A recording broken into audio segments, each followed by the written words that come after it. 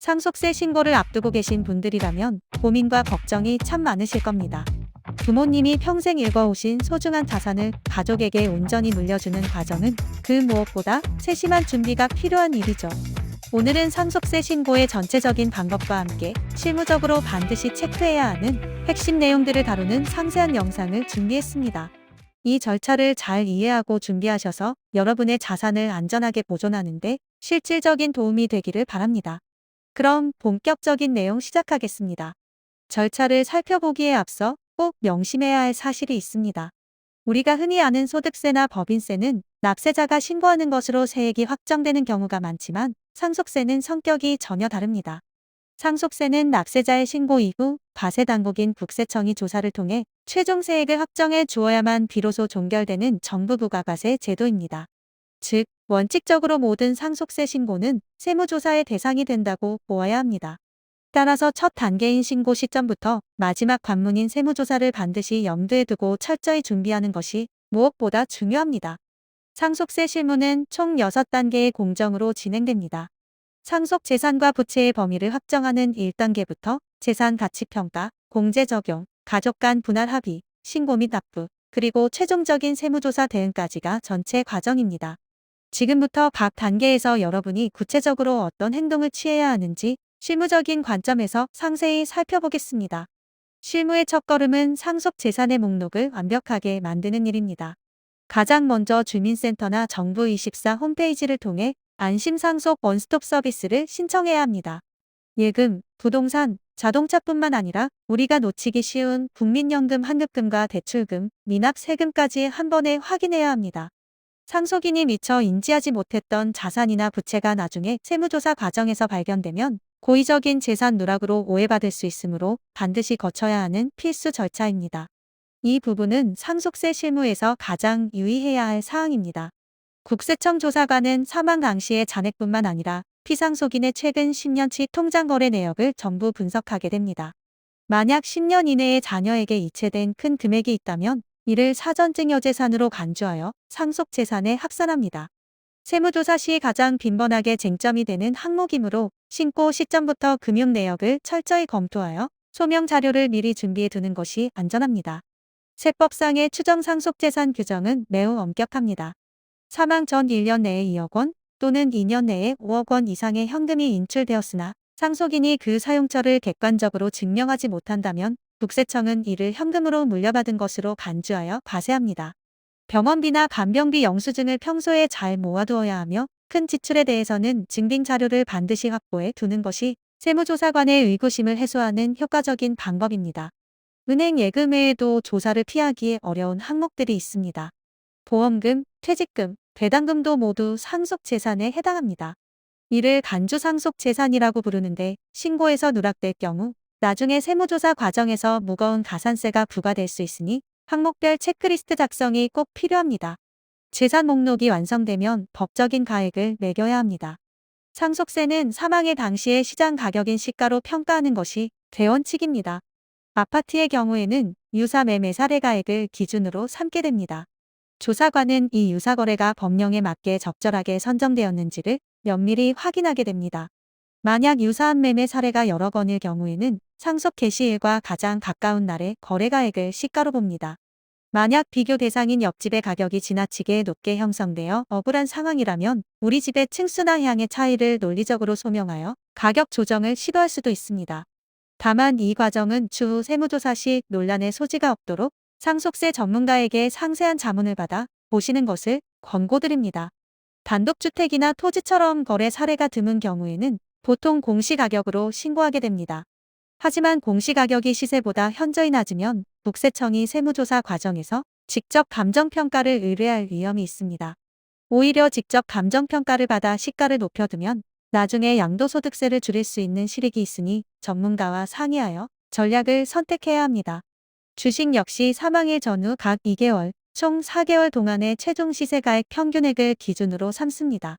단순히 사망일 기준 평가액으로 신고하면 가산세가 발생할 수 있으니 주의해야 하며 세무조사 시 이 평가가액에 대한 검증 단계를 반드시 거치게 됩니다.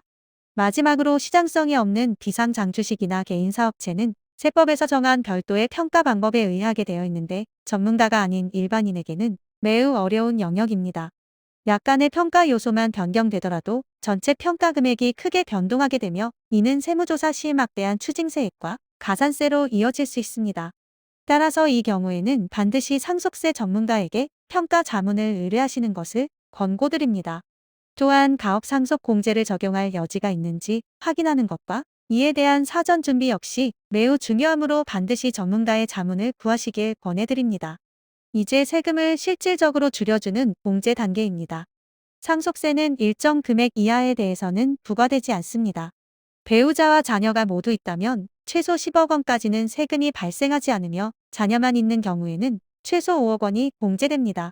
총 재산이 이 기준 이하라면 실제 납부할 세금은 없다고 판단하셔도 되지만 세무조사를 통해 공제 요건이 적정한지가 사후에 검증된다는 사실은 잊지 말아야 합니다. 배우자 상속 공제는 가장 강력한 절세 수단입니다. 실제 배우자가 상속받은 금액만큼 공제해주며 그 한도는 30억 원까지 가능합니다.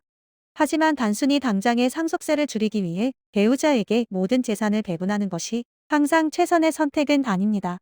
조사관은 실제 이 재산이 배우자에게 법적 절차를 거쳐 이전되었는지를 확인하므로 향후 배우자의 사망 시 발생할 2차 상속의 세부담까지 종합적으로 분석하여 최적의 비율로 재산을 나누어야 합니다. 고인이 남긴 대출금, 미납된 세금, 임대보증금은 상속 재산에서 전액 차감됩니다. 장례 비용도 꼼꼼히 챙겨야 합니다. 증빙 서류가 없어도 기본 500만 원은 공제되며 영수증이 있다면 최대 1000만 원까지 가능합니다. 여기에 봉안시설 영수증이 있다면 500만 원을 추가로 더 공제받을 수 있습니다. 세무조사 시 이런 영수증 하나하나가 실제 지출임을 입증하는 결정적인 증거가 된다는 점을 유념해야 합니다. 순금융재산이 있다면 가액에 따라 최대 2억 원을 추가 공제받을 수 있습니다. 또한 무주택 자녀가 부모님과 10년 이상 한 집에서 계속 거주했다면 최대 6억 원을 공제해 주는 동거주택 상속 공제가 있습니다. 이 공제들은 조사관이 실제 거주 요건 등을 아주 까다롭게 확인하는 항목이므로 본인의 상황의 요건을 완벽히 충족하는지 전문가와 함께 면밀히 확인해 보시는 것을 권장합니다. 재산 누가 가질지 가족 간 합의가 끝났다면 상속 재산을 분할해야 합니다. 상속 재산 협의 분할은 상속세 신고서 제출 시 각 재산의 분할 내역이 첨부되어야 하는 것이므로 국세청에 신고가 되어 법적으로 기록이 남게 됩니다. 상속 재산은 협의 분할 기한인 6개월이 경과한 이후로 이를 다시 재분할하게 되면 또 다른 재산의 이전으로 보아 증여세가 과세될 수 있기 때문에 신중하게 결정하며 상속 재산의 분할을 어떻게 하느냐에 따라 상속세 부담이 달라질 수 있으므로 면밀한 검토와 전략이 필요하다 하겠습니다. 특히 배우자 상속 공제를 온전히 받기 위해서는 정해진 기한 내에 배우자 명의로 명예 이전을 완전히 마쳐야 한다는 사실을 반드시 기억해야 합니다. 상속세 신고기한은 사망일이 속한 달의 말일부터 6개월 이내입니다. 보통 법인세나 개인소득세의 신고기한이 한 달 남짓인 것에 비하면 6개월이라는 시간은 꽤 길게 느껴질 수 있습니다. 하지만 국가가 이렇게 긴 시간을 부여한 데에는 그만한 이유가 있습니다. 앞서 보신 것처럼 10년치 금융내역 분석부터 복잡한 자산 가치 평가, 그리고 가족 간의 원만한 합의까지 준비해야 할 내용이 방대하고 매우 전문적인 판단이 필요한 영역이기 때문입니다. 따라서 6개월을 여유 있는 시간으로 생각하기보다는 그만큼 더 신중하고 철저하게 준비해야 한다는 뜻으로 이해하셔야 합니다. 납부할 상속세액이 1천만 원을 초과한다면 일시에 납부하는 부담을 줄이기 위해 분납 제도를 활용할 수 있습니다. 이는 전체 세액을 2번에 나누어 2개월 이내에 납부하는 방식입니다. 당장 현금 유동성이 부족한 상속인들에게 실무적으로 큰 도움이 되는 제도라고 볼 수 있습니다. 내 세금이 2천만 원을 넘는다면 세무서에 담보를 제공하고 최장 10년 동안 나누어 내는 영부연납을 신청할 수 있습니다. 일정한 이자가 가산되기는 하지만 부동산을 금매로 팔지 않고도 세금을 납부할 수 있는 가장 현실적인 대안입니다. 현금이 부족하고 부동산이나 주식만 있는 경우 해당 물건 자체로 세금을 내는 물납도 가능합니다. 하지만 국세청의 심사가 매우 까다롭고 시세보다 낮은 가액으로 평가받을 위험이 큽니다. 물납보다는 자산을 매각하여 영부연납으로 대응하는 것이 유리한 경우가 많으므로 이와 관련해서는 반드시 상속세 전문가와 상의하여 득실을 따져보고 결정해야 합니다. 많은 분이 신고서만 제출하면 모든 과정이 끝났다고 생각하시지만 앞서 말씀드린 대로 상속세는 국세청의 조사와 결정에 의해 확정되는 세금입니다. 원칙적으로 모든 상속세 신고건은 세무조사의 대상이 됩니다. 보통 신고 후 9개월 이내에 조사가 시작되며 조사관은 상속인이 제출한 서류뿐만 아니라 고인의 모든 금융 내역을 다시 한번 현미경으로 들여다보게 됩니다. 세무조사 현장에서 가장 치열하게 다투는 부분은 가족 간의 현금 이체입니다. 부모님의 카드를 자녀가 생활비로 썼거나 주택 구입 자금에 보태준 흔적은 반드시 포착됩니다. 차용증이나 실제 이자, 지급 내역 같은 객관적인 증빙이 없다면 모두 증여로 판단되어 막대한 세금을 추징당하게 됩니다. 신고 당시에는 무사히 통과되었더라도 조사 단계에서 결과가 뒤집히는 경우가 허다하므로 철저한 대비가 필요합니다. 상속세 신고서를 작성하는 그 순간부터 여러분은 세무조사관 앞에 서 있다고 생각해야 합니다.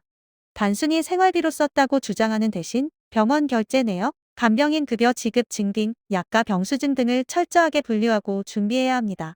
아주 사소한 증빙이라도 미리 챙겨두는 것만이 세무조사라는 것은 파도를 넘고 여러분의 자산을 안전하게 보존하는 유일한 길입니다. 오늘 상속세 실무의 전 과정을 살펴보았습니다. 핵심을 다시 강조하겠습니다. 상속세는 국세청이 결정해 주어야 확정되는 세금이며 반드시 세무조사가 뒤따릅니다. 따라서 총재산이 공제 한도를 넘거나 비상장주식 같은 어려운 자산이 포함되어 있다면 상속세 전문가에게 상세한 자문을 구해보시는 것을 권해드립니다. 10년치 통장 내역에 대한 소명 자료를 미리 확보한 6개월이라는 기한을 절대 가볍게 여기지 마시기 바랍니다. 상속은 평생 일궈온 결실을 다음 세대에게 안전하게 전달하는 법적 절차입니다.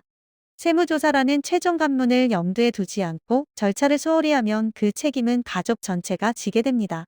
오늘 전달해드린 6단계 가이드가 여러분의 소중한 자산을 지키는 실무적인 지침서가 되길 바랍니다. 정확한 준비와 상속세 전문가의 조력을 통해 소중한 자산을 온전히 보존하시길 바랍니다. 오늘 내용이 유익했다면 구독과 좋아요 부탁드립니다. 시청해주셔서 감사합니다. 건강한 하루 보내시기 바랍니다.